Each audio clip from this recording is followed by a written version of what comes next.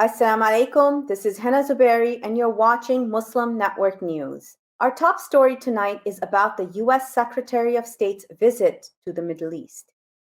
The U.S. plans to reopen a mission in Jerusalem to manage relations with Palestine.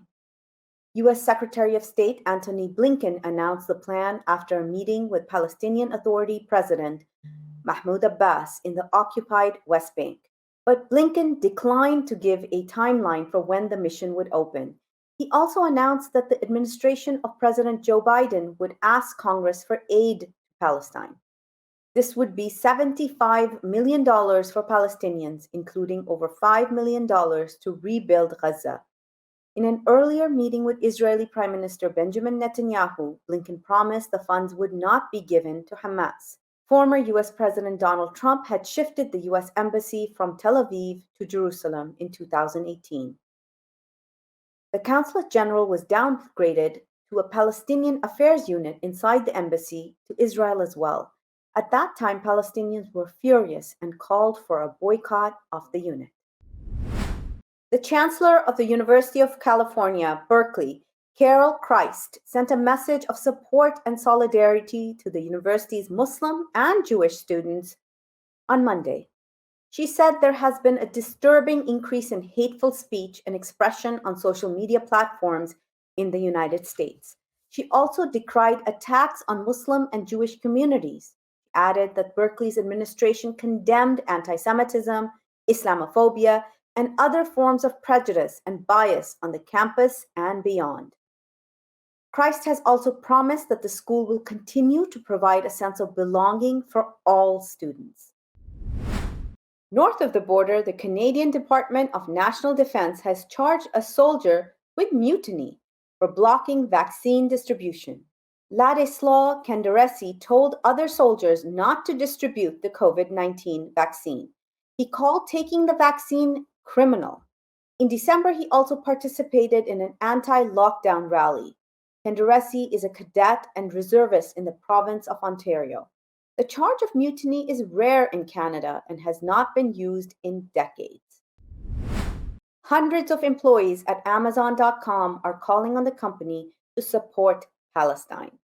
Over 500 staff members are calling on the multinational company to sever business contacts with the Israeli Defense Forces. In a signed letter addressed to former CEO Jeff Bezos and incoming chief Andy Jassy, they said that Amazon should terminate business contracts with organizations that are complicit in human rights violations. This includes the Israeli Defense Forces, which killed 248 Palestinians in Gaza and beyond, including 66 children in airstrikes over the last 2 weeks. IDF has also destroyed hospitals, clinics, homes, and essential infrastructure. In April, Amazon and Google signed a $1.2 billion cloud computing contract with the Israeli government. Meanwhile, U.S. Senator Bernie Sanders has asked progressive Democrats to tone down criticism of Israel. Speaking to CBS last Sunday, he acknowledged the rise of anti-Semitism in the U.S. and around the world, but he laid the blame for it on right-wing populism. Muslims in the United Kingdom are rejecting a report they say whitewashes Islamophobia in the country's Conservative Party. The review found that anti-Muslim sentiment was still present at local association and individual levels, but claims of institutional racism were not borne out of evidence. Baroness Saida Warsi, the party's former chair who first demanded an inquiry into anti-Muslim sentiment within its ranks, disagreed. She said there were issues from the top to the bottom of the party. The inquiry was headed by Professor Swaran Singh. UK Prime Minister Boris Johnson, who heads the Conservative Party, has compared women wearing the burqa to letterboxes and bank robbers. The comment was singled out for criticism in the inquiry. Tory party co-chair Amanda Milling said it accepted the recommendations of the report. She said it also apologized to anyone who's been hurt by discriminatory behavior of others or failed by our system. The Indian government is continuing to clamp down on social media. The government has ordered platforms to remove content that mentions the phrase Indian variant of the coronavirus. The B1617 variant emerged in India last year. It has been blamed for the latest devastating wave of the pandemic that has afflicted South Asia. It has also spread to the UK and at least 43 other countries where it's being called the Indian variant. The government order was sent Friday by the Electronics and Information Technology Ministry. Prime Minister Narendra Modi's right-wing government has been widely criticized for its failure to contain the new pandemic wave. Twitter and Facebook were also ordered last month to remove posts critical of Modi's handling of the crisis.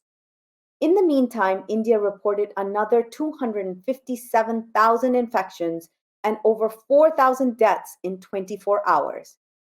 There have been more than 26 million infections and close to 300,000 deaths from COVID in India so far. The Hindu American Foundation has filed a lawsuit in the U.S. District Court against 3 Hindu, Muslim, and Christian organizations in the United States. Half is accusing them of libel and defamation. In specific, it has named Sunita Vishwanath and Raju Rajagopal of Hindus for Human Rights, Rashid Ahmed of the Indian American Muslim Council, and John Prabados of the Federation of Indian American Christian Organizations. Rutgers University South Asian history professor Audrey Truschke is also included. In addition, the suit names media organization Al Jazeera and an independent journalist who wrote news stories quoting the 3 groups. In April, Al Jazeera published articles that said over $800,000 in federal COVID-19 relief funding had been given to HAF and 4 other U.S. foundations. The reports alleged all of these organizations had tied to Hindu, supremacist, and religious groups. A shortage of Muslim therapists in mental health community has prompted one Northwestern University student in Chicago to fill the gap. Fiza Jaffer co-founded the Northwestern Muslim Mental Health Initiative in the fall of 2019. Group members advocate for inclusive mental health resources on campus. Jaffer helped found the group after scanning a list of over 200 therapists from Northwestern's counseling and psychological services. She did not find any Muslim counselors on the list. The group has hired its first Muslim counselor and added the Khalil Center, an Islamic mental wellness center, on its referral list. The Muslim Mental Health Initiative also hosts Ummah Talks, a faith-based discussion on mental health. The U.S. Immigration and Customs Enforcement, or ICE, is quietly releasing immigrants who were to be deported before a judge can hear their case. A Tulane University Law School study shows that immigrants who challenge their detention in court are much less likely to prevail before judges. Instead, they are quietly released while their cases are pending. The study calls these shadow wins.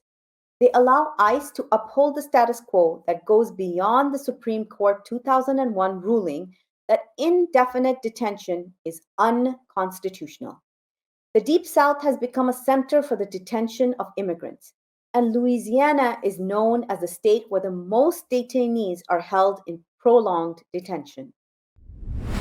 It is exactly 1 year, 1 day since we saw the murder of George Floyd. While police reform still awaits, new videos of police brutality continue to emerge. Here is a report by Ali Khalaf and Saleha Farouk. Here is a disturbing video of a fatal 2019 arrest of a black man by police in Louisiana that was released by authorities. Police body cam footage shows Louisiana state troopers punching 49-year-old Ronald Green following a high-speed auto chase. I'm scared. I'm just scared. It resulted in the death of a black man. State troopers dragged Green across the ground by his shackled feet. They stunned him with tasers even after he was already subdued. He's grabbing me. Police said Green of West Monroe, Louisiana, died in an ambulance on the way to a hospital. 2 state troopers involved were notified that they would be fired. State Trooper Dakota Moss was already involved in another excessive use of force case. Master Trooper Chris Hollingworth was notified of the department's intent to terminate him, but he died in a 2020 car crash. A third trooper involved, Corey York, was suspended for just 50 hours and is back on active duty. The case is now the subject of a federal civil rights investigation. Coming up next after the break is our in-depth analysis segment. So stay tuned and we'll be right back after these messages.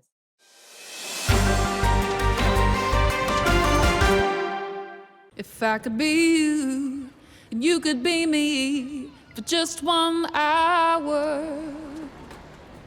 If we could find a way to get inside each other's minds. Walk a mile in my shoes.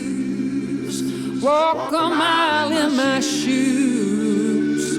Well, before you abuse, criticize, and accuse. Walk a mile in my shoes. Despite the development of a COVID-19 vaccine, millions around the world will not have access. We need a vaccine that's free and available to everyone, everywhere. It's time for a people's vaccine.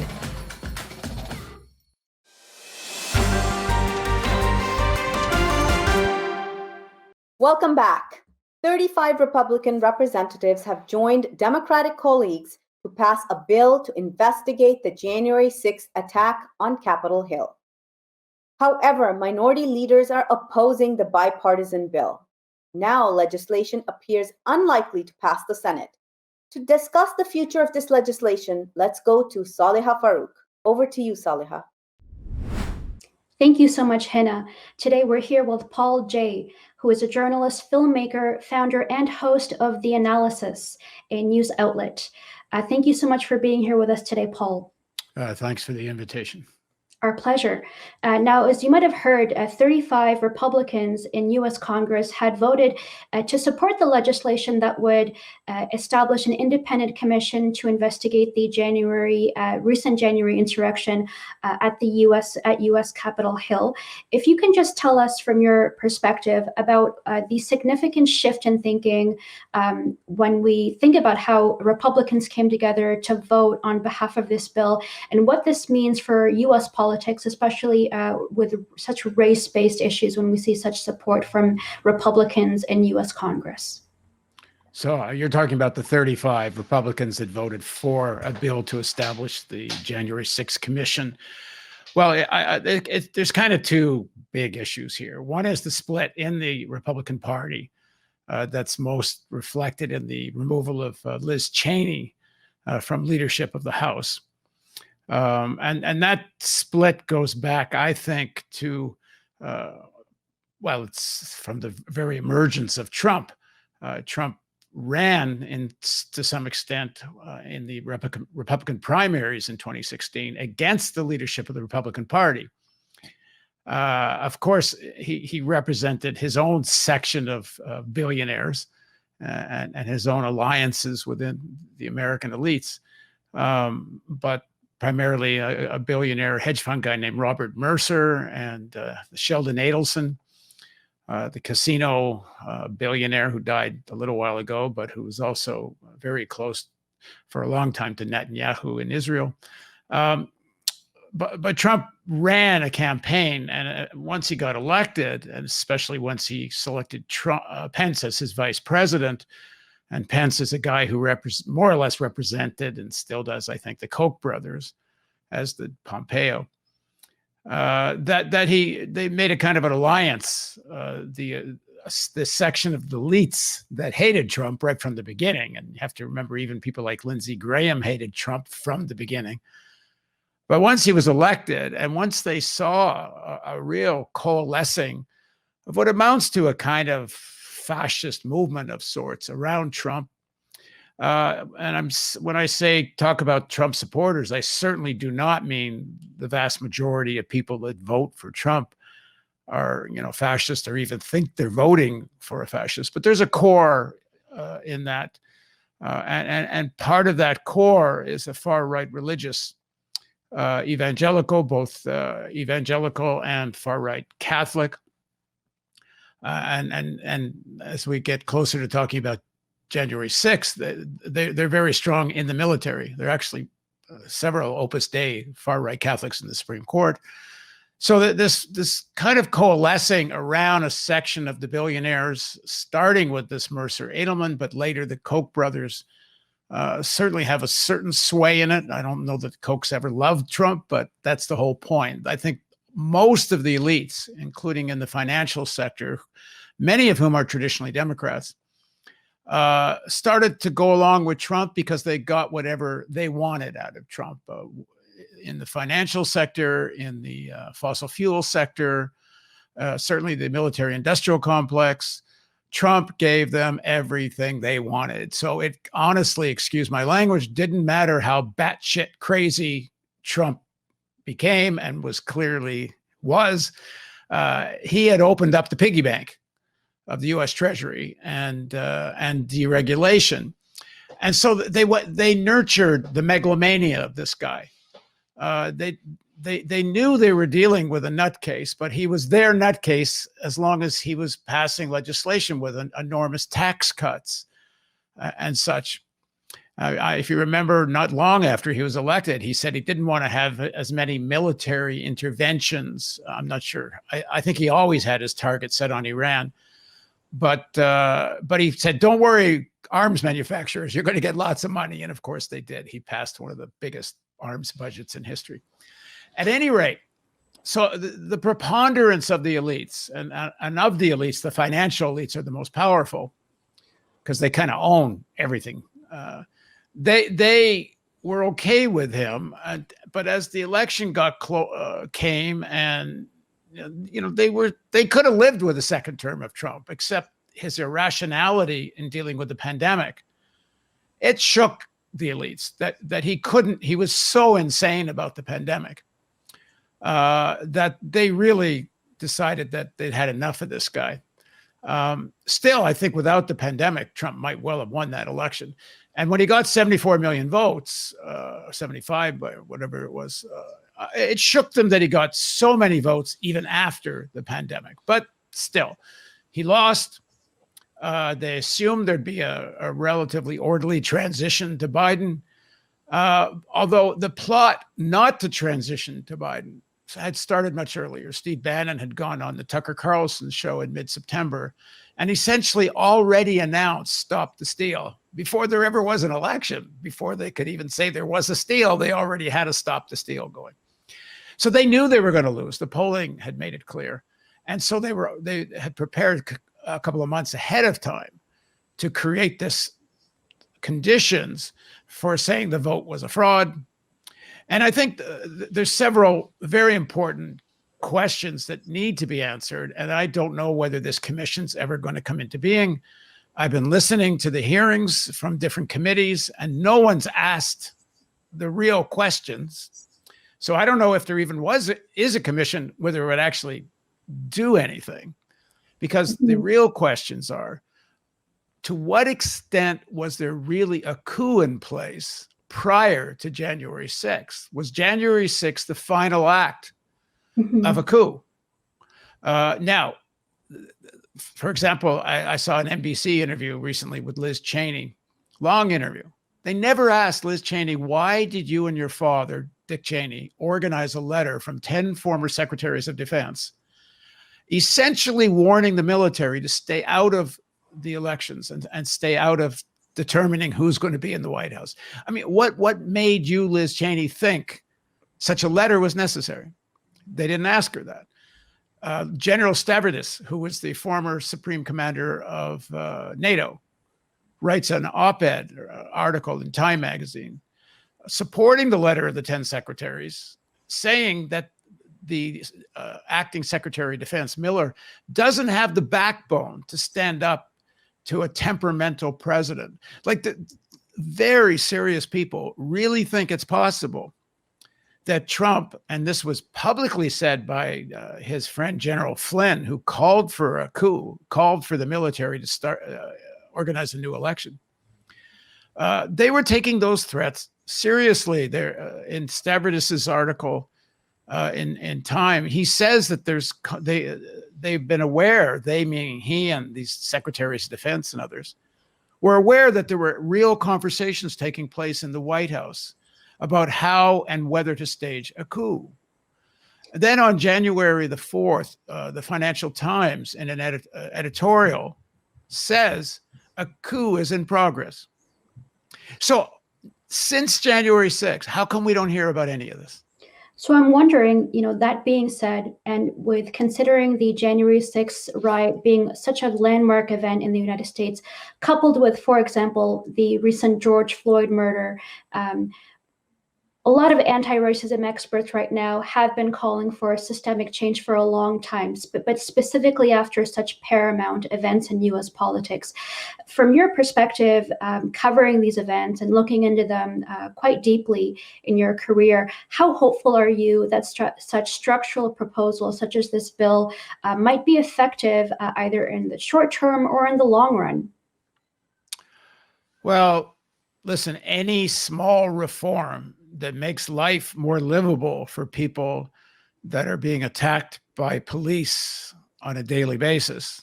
The DOJ report of the Baltimore Police Department about 4 years ago, I guess it is now, after the murder of Freddie Gray, the DOJ, I'm sorry, I forget her name, but the woman that led it is actually now an assistant attorney general, Biden appointment. She said that the constitutional rights of Baltimore citizens in Baltimore, are being violated every day. So any small change that mitigates the terrorizing of poor and working class people in major cities across the country, particularly African Americans, but also Latinx people, but also include poor whites, because when you look at the actual numbers of gross numbers of people that get killed by police, of course, there's a lot more white people, but there's also more numerically white people that get killed by police, and most of them, I believe, are poor. But without question, African Americans disproportionately are killed by police every single day. So any reform, even how modest, is a good thing. Now, if you're asking me whether some small reforms of the policing will get rid of systemic racism, or whether any legislation is being talked about, well, I think the answer to that's no. And the reason is there's two fundamental reasons, I think, why there's systemic racism. First and foremost is because the racism is profitable. What I mean by that is when you want to exploit people as cheap labor, dehumanizing them makes it easier to do so. So I'll go back to Baltimore because I lived there for a number of years. You had people working in some of the big institutions like Johns Hopkins Hospital, after 14 years cleaning surgical rooms and making $12, $13 an hour. Why are people, actually risking their health because they're cleaning up HIV and other kinds of blood issues, and especially with COVID? Why? Because they're desperate for jobs. And the main thing to understand is that the biggest demand, if you go talk to people, poor working people, or unemployed people in American cities and ask what they want, I've done a lot of that. And that first answer is always jobs. People want employment. And so the desperation for jobs, that big pool of unemployed labor, is very profitable because it allows, it's not just low wages paid to them, but it's also a drag on wages right across the board. Number two, in the culture, this United States is born really as a slave society. And the culture of white privilege, the culture of workers saying to themselves, just to give you an example, in the Civil War, it's always struck me, why would poor white farmers and poor workers go fight for the Confederacy and die to defend the slave system when they didn't benefit from it? Most of the poor white farmers didn't have slaves. If anything, the slave labor was a a competitor to their labor. So in fact, the slave system was actually really opposed to them, but they went out and not just supported slavery.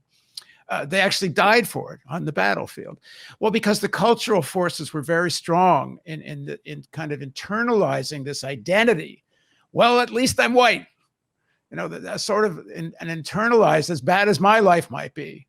At least I'm white, and it gives some very false consciousness, false sense of a privilege, and that carries on through the culture and is deliberately nurtured for decades and decades. And so it has to be fought at the cultural level. And I would say a lot of the protests that have taken place, the Black Lives Matter kind of activism, it's had some positive effect, and it is making larger sections of the society aware of the extent of systemic racism. But if the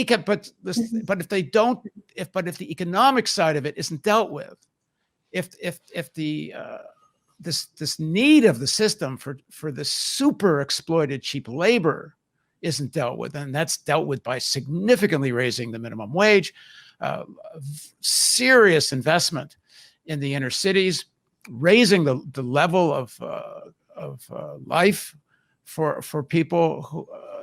I mean, why is there such? You can't argue with the fact there's a lot of crime in areas where there's a lot of poverty. Well, you don't deal with the crime through policing. You deal with it by alleviating the poverty. Thank you so much, Paul J., for being here with us today. Thanks very much. Our pleasure. All right, back to Hena Zuberi in the newsroom. Thank you, Saleha. Before moving on to our next analysis, let's take a quick break. We'll be right back after these messages.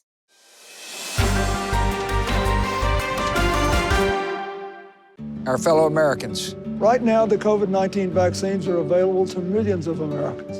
And soon, they will be available to everyone. The science is clear. These vaccines will protect you and those you love from this dangerous and deadly disease. They could save your life. So we urge you to get vaccinated when it's available to you. That's the first step to ending the pandemic and moving our country forward. It's up to you.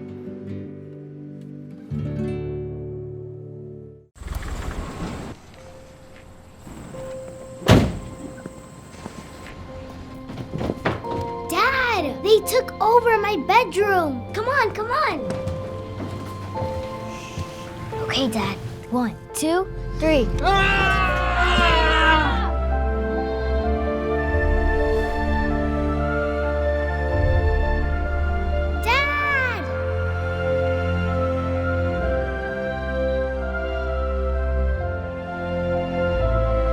You saved me. Dad? Are you okay? I'm fine, dear.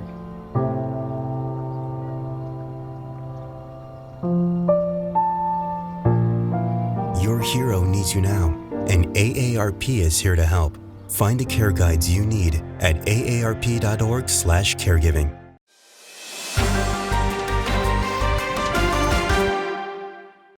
Welcome back. In a ruling, District Court Judge Mark Cohen rejected state officials' effort to dismiss a lawsuit challenging boycott. The Georgia chapter of Council of American Islamic Relations, CARE, Legal Defense Fund, the Partnership for Civil Justice Fund, along with journalist Abby Martin, filed the lawsuit. To discuss this in detail, let's go to Imam Abdul Malik Mujahid. Over to you, Imam Mujahid. Thank you, Hena. Apartheid in South Africa was essentially defeated by the world standing up opposing apartheid. And part of that movement was boycott and divestment movement in America as well as other parts of the world. That forced the racist regime of South Africa to its knees. Now this year, anti-apartheid movement against Israel is building up. One thing came early this year in Bethlehem which is the most respected human rights organization of Israel, called what is happening in Israel apartheid. Then Human Rights Watch came in. They also declared that it is an apartheid crime being committed against Palestinian people. But there was already a BDS movement, but there were people who were campaigning against that. So 35 states in the United States of America have anti-BDS laws and executive orders in place to discourage people from standing up against apartheid in Israel. During that period, someone in Georgia came up with the same bill, except that it was challenged. Person who led the challenge is with us. He is Edward Mitchell. Assalamu alaikum. Wa alaikum assalam wa rahmatullahi wa barakatuh, Imam. How are you? Thank you. Edward Ahmed Mitchell is Deputy Director of CARE National now, but he was Executive Director of CARE Georgia when they filed the lawsuit. Tell us, what does the Georgia court decision means? What is that decision? Sure. Bismillah, alhamdulillah, wassalatu wassalam ala rasulullah. So first, let me know that really the person leading this effort is Abby Martin. Abby Martin is a filmmaker, a journalist, a human rights activist, who is a prominent spokesperson for Palestinian human rights.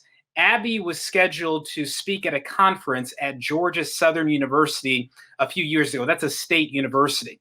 And when she was given her contract to sign up as an official speaker at that conference, the school brought to her attention that the contract included a state-mandated oath that she had to sign, pledging that she does not and will not boycott Israel in her personal life. Abby said to them, look, I can't sign that. As you know, I'm a prominent advocate for boycotting Israel because of its human rights violations against the Palestinian people. In response, the school canceled her contract and canceled the conference altogether. So Abby, alhamdulillah, we were able to get in touch with Abby, CARE Georgia was, and CARE Georgia, CARE National, and the Partnership for Civil Justice Fund all came together to file a lawsuit on behalf of Abby against the state of Georgia, against the university system of Georgia. And our lawsuit alleged, very simply, that the state's requirement that anyone who wishes to contract with the state or work for the state for a contract worth $1,000 or more, the requirement that that person has to sign an oath pledging not to boycott one particular foreign government is unconstitutional, violates the First Amendment. And the court agreed with us. The court, Judge Mark Cohen, ruled that this law is indeed unconstitutional. It violates the First Amendment, and it was used to violate Abby Martin's rights. But he hasn't heard the case yet. But he was just dismissing state of Georgia's request to dismiss the case in a summary way. So, but in the refusal, he was able to still state that it is unconstitutional? Exactly. So in a case like this where the facts are not in dispute, what will happen is one side files the lawsuit. The other side, if the facts aren't in dispute, might file a motion to dismiss. And what they're essentially saying is that, look, assuming that all the facts are true that we have alleged, you should still dismiss this case. So the state of Georgia went ahead and argued not that our facts weren't correct, but rather that even if the facts we were laying out were true, that our lawsuit could not stand, that their law was constitutional. And the judge said, wrong. This law does appear to be unconstitutional. If the facts are as they say they are, this law is unconstitutional. So this is a huge victory. The court turned away Georgia's attempt to dismiss the case, and now it proceeds. The next step is to determine what is the remedy. If the facts really are not in dispute, and they're not, then what happens to this law? So that's the next thing. And what happens to Abby? What's the appropriate remedy for what was done to her? So that's the thing that has to be decided next. Now, this BDS law, what does BDS stand for, by the way? Right. So BDS is the Boycott, Divest, and Sanctions movement that Palestinian civil society established in an attempt to use a nonviolent method to pressure the Israeli government to end its occupation and oppression of the Palestinian people. They model this after the boycott movement that was used to bring pressure upon the South African apartheid government to end apartheid. And in response to the BDS movement, gaining steam, the Israeli government and its supporters launched, a very vicious, full court press against BDS, accusing it of being anti-Semitic, accusing people who supported it of being anti-Semitic, and then convincing, this is the really dangerous part, convincing state governments all across America to pass laws that would punish people who participate in the boycott of the Israeli government. So the Georgia law, which was passed in 2016, was one of the earliest laws. And again, it said very simply that if you want to contract with the state of Georgia or work for the state of Georgia for a contract worth $1,000 or more, you've got to sign an oath, essentially a loyalty oath to a foreign government. This is not only wrong just as a matter of morality, but it was a violation of the Constitution. That's what the judge ruled a few days ago. That's interesting. Do other laws which are being passed around the country also ask to take an oath of loyalty to a foreign government? Yeah, that's a good question. So laws like this, with some variations, have been passed in 35 states already. Now, you will not find laws in the books like this regarding any other country in the world. There's no state in the world that says you can work for our state as long as you don't boycott China or Saudi Arabia or Canada. There's this one particular state that is being singled out for this special protection from the right to boycott. And so it's been 35 states, and in several states, these laws have been struck down. CARE has won victories against anti-boycott laws in Arizona, Texas, and now Georgia. The laws have also been struck down most recently in Arkansas in a lawsuit filed by the ACLU, and also I think in Kansas as well. A law was defeated there. So whenever this law is challenged, it's usually defeated. The key thing, though, is you got to find clients that you can use who have experienced oppression and injustice because of the law, and then they can sue. It can't just be anyone suing all willy-nilly. You've got to find someone who's been impacted by the law, and then they can sue. So this Abby Martin, she is the one who can go around in different states speaking and challenging laws, I guess. Yeah. Well, I mean, so the key thing is that in her particular circumstance, she received an invitation to speak. Once they realized that she was not going to sign their loyalty oath to a foreign government, they canceled her invitation to speak. And so, it's not that easy for her just to go and speak somewhere and then sue. That's not how it works. But if another state were to invite her to speak and then cancel her engagement because she refuses to sign the loyalty oath, then she could sue there. But this is happening. I mean, she was a journalist and was going to speak on a college campus. That's one unique situation. In Texas, we had a public school teacher. She taught special education, and she was the only teacher in that county to do it. And they fired her. They sacrificed all of those kids' ability to learn because they were not going to accept her working for the school while she, in her personal life, boycotted the Israeli government. So that law was defeated as well in Texas. So this can happen to anyone. It could happen to a construction worker who wants to work for the state, to a teacher, to a college speaker. Anyone who doesn't want to sign these loyalty oaths is in danger of having their rights violated and also has the right to sue. It is you who are defining it as a loyalty oath, or it is some type of vocabulary which allows you to interpret it that way? Yeah, I mean, that's what I think of it as. If someone tells me that I have to be willing to engage in foreign commerce with a foreign government, whether that's China, Israel, Saudi Arabia, Canada, or heck, even my own government, if I have to sign something pledging that I am not going to refrain from engaging in business with someone, and business supports that someone, to me, that is an oath to a foreign government, an oath to support a foreign government. And that's ridiculous in America. I mean, imagine if during the Montgomery bus boycott, the state of Alabama passed a law saying that if you want to work for the state of Alabama, you cannot participate in the boycott. And by the way, there were actually lawsuits about this. NAACP versus Claiborne was a lawsuit that Judge Cohen cited about a very similar issue to what we're dealing with today. And so we all recognize that would be ridiculous, right? Immoral, illegal, unconstitutional to force someone to have this level of loyalty to sign an oath to a government, whether that's a state government, our own government, or a foreign government. It's just not how America works. Probably a whole lot of people are signing it without realizing and reading all the fine lines which is listed. I mean, there are so many things which you get to sign every day. Right. You're going on a website, you're buying something and all that, a lengthy contract comes in and nobody reads that. So it is likely that I might have signed some of those type of loyalty oaths. Is it possible? If you contracted with a state that has a law on the books like this, it is possible you did.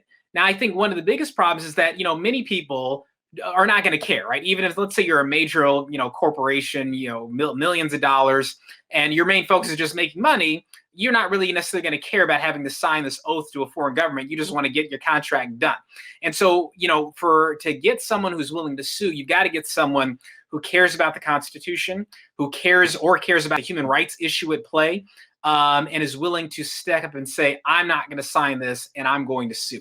That's not everyone. Abby Martin is brave and courageous. The teacher in Texas, brave and courageous, and the people who stand up are brave and courageous, but not everyone cares. Not everyone minds giving up their constitutional rights if it means some short-term gain. So we are always looking out for people who are impacted by this, who want to take action to uphold the Constitution and protect their right to boycott. They can reach out to us if they want help defending their rights. Well, if a state law violates a constitutional right, why this thing cannot be taken as a class action suit at the federal level?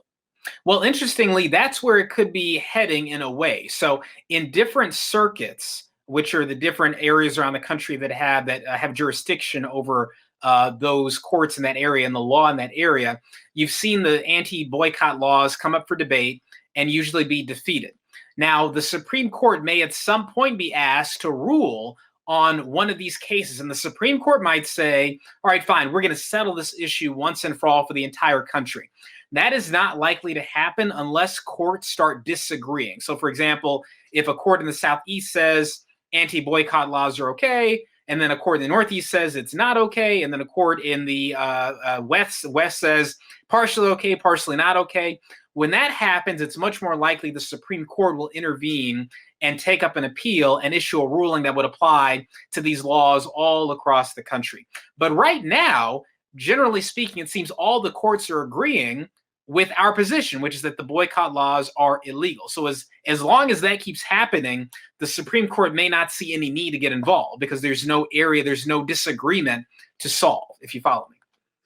Do you think the anti-divestment movement or BDS movement against Israel is close to getting to the level the BDS movement towards South Africa was?